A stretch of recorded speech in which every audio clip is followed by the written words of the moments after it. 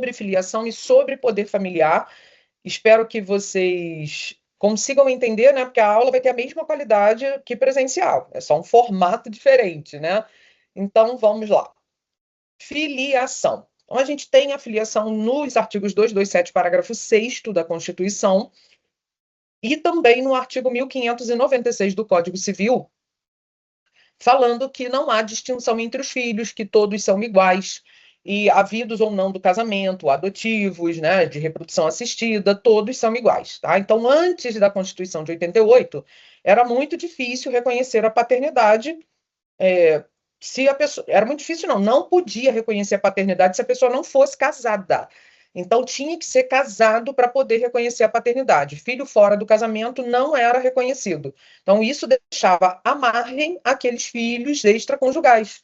Por isso, eles eram denominados bastardos, adulterinos, espúrios, e todas essas nomenclaturas hoje são pejorativas e não pode mais chamar o filho extraconjugal desses nomes, né, pejorativos. Então, todos são iguais, e se a partir da Constituição de 88, que, graças a Deus, veio mudar esse panorama aqui no Brasil. E interessante que eu conheço uma pessoa que só tem o nome do pai na certidão de nascimento e na carteira de identidade. Por quê? Porque a mãe dela era casada, teve um relacionamento extraconjugal e ela não pôde registrar a filha. Olha que interessante, né? Porque ela era casada no papel com uma pessoa, teve filho com outra e ela não pôde registrar a filha. Por quê? Porque era proibido registrar filho fora do casamento. Então é uma situação inusitada. Geralmente era o homem que pulava a cerca, né? Mas nesse caso dela foi a mulher que pulou a cerca e acabou não podendo registrar filho no nome dela. Então, antes da Constituição de 88, não era possível reconhecer a paternidade de filhos fora do casamento. E aí vem o 1597 do Código Civil falando da presunção de filiação. Então, essa presunção, ela tanto é para o casamento quanto na união estável. Tá? Então, se a pessoa é casada, a mulher engravidou, presume-se que é filho do marido. A pessoa vive em união estável, a mulher engravidou, presume-se que é da união estável. Então, basta levar a certidão de casamento para registrar o filho no nome daquele homem. Basta levar a escritura pública de união estável para registrar aquela criança em seu nome. Tá? Então, é algo que, assim, é uma presunção. Então, não há necessidade de o pai estar presente. Basta levar a certidão de casamento ou a escritura pública de união estável para poder registrar aquela criança em nome da pessoa que ela está vivendo em união estável ou casada.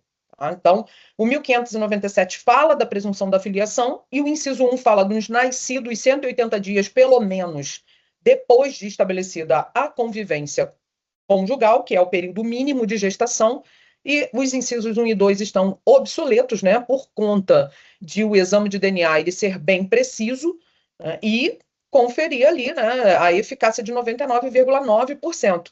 Então, se a pessoa se casou, se a criança nasceu até 180 dias após o casamento, presume-se filho daquele casamento. E a mesma coisa acontece, né, na questão da união estável e do casamento.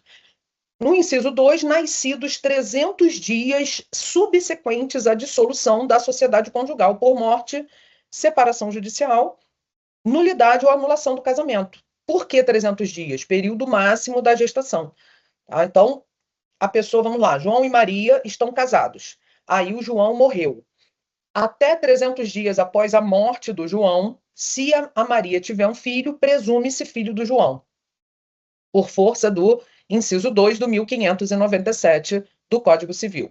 Então, é o período máximo de gestação. Mas, como eu falei para vocês, os incisos 1 e 2 do 1597 estão obsoletos, porque o que vai provar se é filho ou não daquele homem é o exame de DNA, tá? Que tem 99,9% de eficácia. O inciso 3 fala da fecundação artificial homóloga, mesmo que falecido o marido. Então, o que é uma inseminação artificial homóloga? É uma inseminação em que é feita com material genético do casal. Eu já comentei com vocês isso em aula. Inclusive, eu falei do caso do William Bonner e da Fátima Bernardes, em que eles se submeteram a uma reprodução assistida homóloga. Foi utilizado o material genético do casal e eles se submeteram a uma reprodução assistida. Mas se fizer DNA, é filho do casal? São filhos? São os trigêmeos filhos do casal. Tá? Mesmo que falecido o marido. Por quê? Porque o marido assina um termo de consentimento autorizando a mulher a inseminar aquele embrião que foi fecundado com o sêmen do marido dela. Tá? Então, o marido autoriza, mesmo que ele tenha falecido, pode fazer essa reprodução assistida. Tá? Então, é a presunção de filiação, a criança vai nascer, junto ao termo de consentimento informado que ele autorizou fazer aquele procedimento de inseminação artificial, e aí consegue registrar o filho em nome do casal. Tá? Então, é diferente quando existe um embrião congelado, quando existe um sêmen congelado, tá? Porque o sêmen ainda não é vida. Tá? E o embrião, sim, porque o embrião é a junção dos gametas, do gameta feminino com o gameta masculino. Então, espermatozoide mais óvulo formam o embrião. E aí sim, ele já foi concebido. Tá? Então, aqui na reprodução assistida, a gente tem a fertilização in vitro e tem a inseminação artificial. Então, o que é a inseminação artificial? A mulher ela vai ficar no laboratório de reprodução assistida, na clínica, e entre o 14º e 17º dia da menstruação, são os dias férteis, e aí o médico vai fazer um exame e vai inseminar os sêmens do marido dela para que ela engravide. A fertilização in vitro já é uma técnica muito mais densa e onerosa e complexa. Por quê? Porque os gametas serão manipulados do organismo da mulher, e aí formam o embrião e inseminam o embrião. Então, são técnicas diferentes. Reprodução assistida de inseminação, de fertilização in vitro e inseminação artificial, tá? Então, a reprodução assistida, ela se divide em inseminação artificial e em fertilização in vitro, que a fertilização in vitro é mais complexa e mais onerosa, tá? Então, assim, é o inciso 3 do 1597, reprodução assistida homóloga quando é utilizado o material genético do casal. O inciso 4 do 1597 fala sobre os embriões excedentários. O que são os embriões excedentários? São os embriões congelados, né, que, olha o que diz o inciso 4, havidos a qualquer tempo, quando se tratar de embriões excedentários decorrentes de concepção artificial homóloga, tem que ter a autorização prévia e por escrito. Tá? Então, o casal se submete a uma inseminação, deixa os embriões congelados para futura inseminação. E isso tem que ser autorizado, com termo de consentimento informado, e esses embriões só podem ficar congelados por 5 anos. Tá? Que é a validade dos embriões. Então, aqui a gente tem a técnica da criopreservação, como tem gente também que congela o cordão umbilical, né, congela o embrião para poder futuramente fazer uma inseminação. Então, por exemplo, tem mulheres na idade de 30 anos, 30 e poucos anos, que ainda não têm filhos, e elas optam por congelar os óvulos. Então, é também nesse sistema de criopreservação que tem uma resolução do Conselho Federal de Medicina que vai reger toda essa questão. Tá? Então, em caso de divórcio, de doença grave, de falecimento, né? Então, a pessoa, antes de se submeter a uma quimioterapia, ela pode colher o sêmen ou o óvulo e deixar congelado, né? Para que, se ela quiser ter um filho, ela possa. Então, isso está regulamentado pela Resolução 2168 de 2017 do Conselho Federal de Medicina, e isso também estará no novo Código Civil, essa questão da criopreservação e dos embriões congelados, que só tem validade de 5 anos. Tá? Depois de 5 anos, o que pode ser feito é que eles são destinados à pesquisa com célula-tronco embrionária, porque o embrião humano ele é rico em células-tronco que podem se transformar em qualquer outro tecido, e a medicina está muito avançada em relação a isso. Tá? Então, essa resolução ela teve uma atualização, conforme eu trouxe aqui a informação para vocês. Tá? Então, a resolução 2168 de 2017 foi atualizada pela 2294 de 2021, E os embriões que não foram implantados estão congelados, aguardando futura inseminação. Então, é cabível após a morte. Eu coloco para vocês aqui o 1798 e o 1799. Já citamos isso em aula, né, em aulas pretéritas. O 1798 fala sobre quem está legitimado a herdar, a suceder. Então, quem é que está legitimado a suceder? Os nascidos ou já concebidos. Então, esses estão legitimados a herdar. Então, se aquele pai faleceu e tem um embrião congelado, ele já está concebido. Se tem só o sêmen congelado, não está legitimado a suceder, porque o sêmen sozinho não é embrião, ele não está concebido.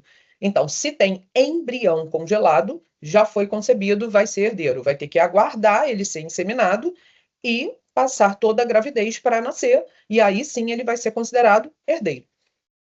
E o 1799 fala sobre essa possibilidade de haver a sucessão de embriões, né, de pessoas que vão nascer decorrentes desses embriões. Tá? Então, muita polêmica, aquele cantor, o vocalista do Roupa Nova, ele deixou um sêmen congelado.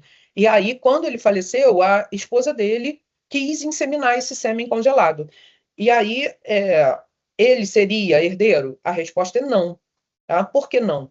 Porque sêmen ainda não foi concebido. Só está legitimado a suceder quem nasceu ou quem já foi concebido, conforme o melhor entendimento aí do 1798. Tá? Então, é uma polêmica grande, porque o marido, no caso, o homem, tem que deixar por escrito se ele quer que seja inseminado mesmo após a morte. Pode falar, Ana, pode ligar o microfone. Tá baixinho. Peraí, deixa eu ver aqui. Deixa eu aumento o volume. Eita, que eu não estou ouvindo. Ai, Jesus. Então deve ser problema do meu computador, professora. Depois eu falo. Ana, eu também não estou ouvindo, acho que você escreveu no chat. Da Clara eu ouvi bem, da Ana eu não consegui ouvir. Não tem ninguém ouvindo ela não, Ana. Então tá. Ana, aumenta o volume do teu microfone. Não? Não consegue? Não? Peraí, gente, que eu vou ligar aqui, que eu tô morrendo de calor, rapidinho.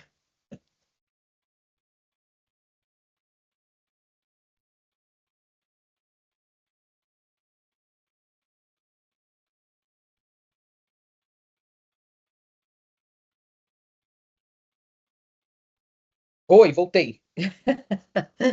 Então vamos lá. Ana, deixa eu ver, ela está escrevendo, né? Depois eu falo então, tá bem. Então, queria saber se o fideicomisso cabe nesse caso. Pois é, a gente falou do fideicomisso, que é justamente o 1799, combinado com 1800, parágrafo 4º. Então, pode fazer um testamento, porque o fideicomisso é um testamento para uma pessoa que ainda não nasceu. Então, não tem muito a ver com embriões excedentários, mas tem a ver com pessoas que ainda não nasceram. Então, que é aquilo que eu expliquei para vocês em aula. Então, eu posso deixar um testamento para uma pessoa que ainda não nasceu. Até dei o exemplo, né, que a minha filha ainda não tem filho. Então, eu posso fazer um testamento para o primeiro filho da minha filha. Então, isso seria um fideicomisso. Então, aí é o 1799 combinado com o artigo 1800, parágrafo 4º. E aí, se tiver um embrião congelado, tem que correr para inseminar, porque tem que ser concebido até 2 anos após a abertura da minha sucessão, no caso da minha morte, né? Então, eu seria fideicomitente, minha filha seria fiduciária, o filho dela seria o fiduciário. Fiduciário não, o fideicomissário, né? Conforme eu expliquei em sala. Oi. Eu fiquei com uma dúvida seguinte, olha só, você explicou que o sêmen não, e sim o embrião, beleza. Mas se ele deixar um documento escrito que ele gostaria que o sêmen dele fosse, sei lá, feito tudo que tinha que fazer para virar embrião e tal e tal, aí sim poderia ser legitimado? Não, porque a lei, no 1798, diz que só será herdeiro aquele que já foi concebido ou já nasceu. Tá? Então, sêmen ainda não foi concebido. Tudo bem? Ok. Então tá, vamos lá. O inciso 5 fala da reprodução heteróloga. Então, havidos por inseminação artificial heteróloga, desde que tenha prévia autorização do marido. Então, o que é uma inseminação heteróloga? É aquela que é feita por um sêmen de outro homem, né? E aí o marido tem que autorizar. Eu, João, autorizo minha esposa Maria a inseminar um embrião que foi fecundado com o sêmen de outro homem. Então, ele vai autorizar e assim será feito. Tá? Então, o marido tem que autorizar. E depois, vamos lá, aí ele autorizou, a criança nasceu, aí depois ele vem pedir o DNA para falar que o filho não é dele. Aí ele não pode fazer isso. Por quê? Porque ele assinou, ele autorizou.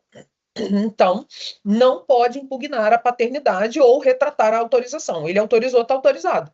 Então, não vai ter como voltar atrás em relação a isso. Tá? Então, essa inseminação heteróloga, ela pode tanto ser o sêmen de outro homem, quanto a gente também pode ter a maternidade de substituição, que é o que a gente vai falar aqui nesses slides. Né? Então, a gestação de substituição ou barriga solidária, assim como a gente conhece, né? Que antigamente era denominado barriga de aluguel, mas essa terminologia não é mais utilizada. Tínhamos aí teve até aquela novela, né, Barriga de Aluguel, em que houve uma polêmica, exatamente, Leonardo falando aqui. E aí a menina estava sem dinheiro, ela alugou a barriga dela para gerar o filho de um casal que não podia ter filho, e aí ela engravidou, e quando o bebê nasceu, ela quis ficar com o bebê. E aí foi para a justiça, e obviamente que ela perdeu. Por quê? Porque ela assinou um contrato que ela iria gerar o filho daquele casal que não podia ter filhos. Ela tinha que entregar a criança quando nasceu. E ela não quis entregar. E aí, por conta disso, mudou a lei aqui no Brasil, tá? Então, não existe mais barriga de aluguel. A resolução 2168 de 2017, como a gente falou nos slides anteriores, proíbe essa barriga de aluguel. Foi atualizada pela 2294 de 2021 e muitas mulheres não podem ter filhos, e aí só mulheres da própria família é que podem emprestar o útero para gerar o filho daquela mulher que não pode ter filho. Tá? Então, caso de problema médico que impeça ou contraindique a gestação na doadora genética, ou também em caso de união homoafetiva. Né? Então, tem que ser mulher da própria família e tem que ter um parentesco consanguíneo até o 4º grau, e a mulher não pode ter mais de 50 anos. Se tiver mais de 50 anos, aí tem que ter autorização médica, né? Porque tem mulheres com mais de 50 anos que estão com a saúde em dia e não tem problema algum em relação a isso, tá? É muito barulho. Tudo bem? Estão me ouvindo? Tá. Que aí, eu não sei se o som fica melhor ou pior, mas eu vou colocar o fone para o barulho externo não atrapalhar aqui. Muito bem. Deixa eu ver aqui. Quem está entrando, eu não sei por que tem gente que está entrando e não tem acesso ao chat, né? Mas tudo bem, vamos tocar aqui. Então, pessoal, vocês sabem que o Paulo Gustavo e o Thales Bretas, eles fizeram barriga de aluguel, mas não foi no Brasil. Eles foram para os Estados Unidos, pegaram o óvulo da mesma mulher e o útero de 2 mulheres, né? E os filhos são biológicos. Um é do Thales, o outro é do Paulo Gustavo, com a mesma mulher, tá? Mais o útero de outras mulheres. Então, isso se chama a barriga de aluguel lá nos Estados Unidos. Aqui no Brasil não pode mais. Só mulheres da própria família até 50 anos e que tenha parentesco até o 4º grau, ou seja, pode ser até prima de um ou de outro. Tá? Então, eles se submeteram a uma barriga de aluguel fora do Brasil. E aí os meninos nasceram e foram registrados. Quem são os pais dos meninos? Paulo Gustavo Thales Bretas.